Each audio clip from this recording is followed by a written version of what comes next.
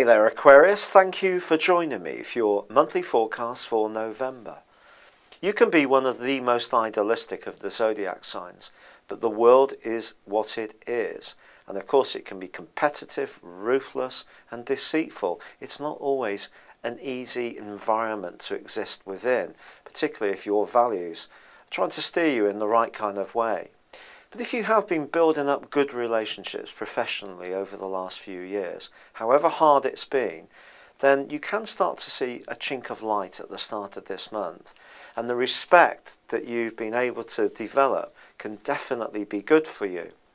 There is, however, on the 6th, a full moon which suggests just at the time when you need to focus on your worldly interaction, there may be a call upon your time in terms of your emotional needs or the family or something about where you live. Try to stay steady with this, because in the first 9 days of this month, Mercury is going to be in a fantastic location for you, helping you to check out information, reach out to other people, articulate what you need to say very clearly. But it moves on the 9th into an area which, like the Sun, like Venus, and of course Saturn, is all to do with how you exist in that world. And Mercury here suggests that there could be some kind of suggestion that you retrain, learn new skills, go on some kind of course which helps you to exist in that environment that much more effectively. But it also can give you the desire to get your voice heard more effectively. You can feel that you want to be more authoritative. And that's not a bad thing if it's done right, especially if you're trying to chase unruly teenagers to do a little bit of their bit on the household chores front.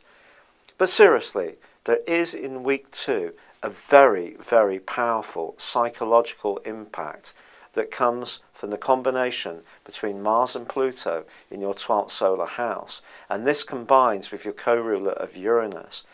And if you're trying to exist in that world, and in some ways deny your deeper feelings about how you survive there, then you may have a point of reality. And this could be a conversation, it could be your emotions explode into the open, and you're going to have to get real. And some kind of realignment may be necessary. This isn't necessarily going to be easy or even very pleasant. On the other hand, you can use the natural psychologist in your nature to spot the politics that are upcoming and to navigate your way through them without actually getting too involved. And that would be a smart way to handle this influence. But emotionally, if you have been bottling up any feelings for a long time, I do feel that they can explode to the surface in week 2. There is a change of emphasis, however, which begins on the 17th. Then Venus moves into a fantastic part of your horoscope, particularly in the run-up to Christmas, because obviously there's lots of gatherings and get-togethers. And if you're invited to any social do in the last half of this month, Venus can give you the appetite for it. It's going to be followed by the Sun, which moves on the 22nd, and there's a fab a new moon on that day as well, I'm sorry. And this is going to give you a much greater zest for joining in with people, letting your hair down, and being more playful and sociable in the way that only you know how. Yet, there is a link between Venus and the Sun and Neptune. So if you're thinking about splashing out money on your social situation or your friendships, do be a little bit careful in the last phase of this month.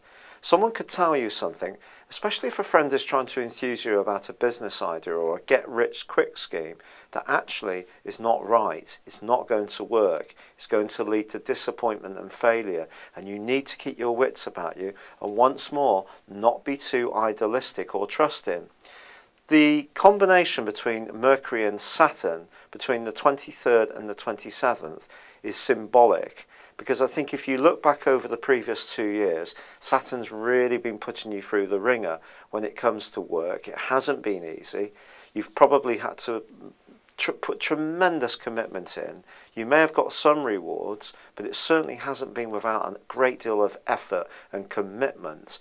But a conversation you have then can help you to see that you have made progress. You're much more realistic about the way the world is. And as long as you can retain who you are and find a way to exist within it, then that's a great thing, Aquarius. And as the month finally ends on the 29th, Mercury moves into a much freer zone. So if you can get out and play, do so in the latter part of this month, because it would be the perfect antidote for the other pressures that have presented themselves at time during November. If you'd like to know what's going to happen for year 2015 for you, please tune in for your horoscope video for then on YouTube too.